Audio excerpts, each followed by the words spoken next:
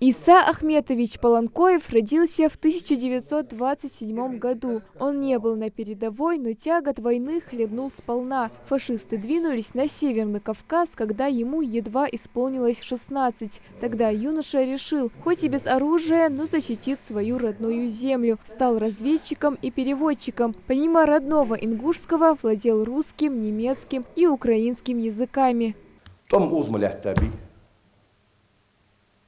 Укошти, войска жлятай. А нанха инергер был, цик хануэр, нанха стани. Под Болгобеком там млятаби, цеметочки дихана, любопытствование. Бас налилыш ханупер. Когда я на сдуцерс, док ел виршус валыш, мучохался хош.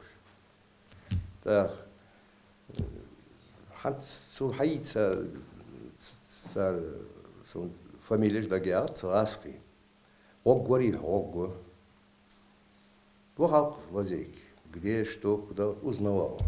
По словам сына ветерана Мовладгири Полонкоева, отец с большим удовольствием делился своими воспоминаниями. Однажды во время очередной разведки Иса Ахметович даже получил легкое ранение. Пуля пронеслась, задев подмышечную область тела. Несмотря на опасность, любопытство 16-летнего воина было сильнее.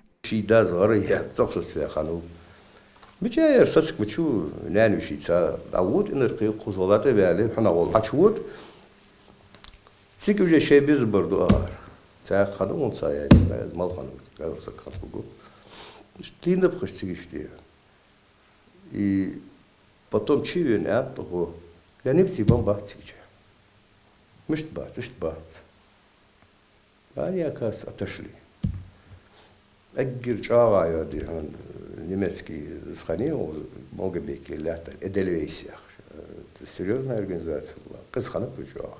На родине Иса Полонкоев пробыл недолго. В феврале 1944 года весь ингушский народ был выслан в Казахстан. Там и провел он следующие 12 лет. Звание ветерана ему присвоили в 90-е. В семье Полонкоевых Иса был не единственным ветераном. Его отец Ахмет Полонкоев находился в самых горячих точках. Вспоминать то время не любил. Чего не скажешь о нашем герое.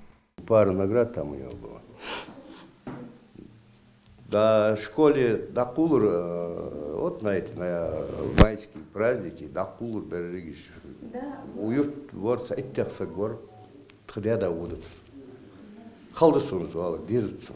За свою жизнь Иса Полонкоев женился дважды, имеет 6 детей. Его супруга Хади Харсиева хоть и недолго с ним прожила, но запомнила его как самого справедливого и стойкого человека.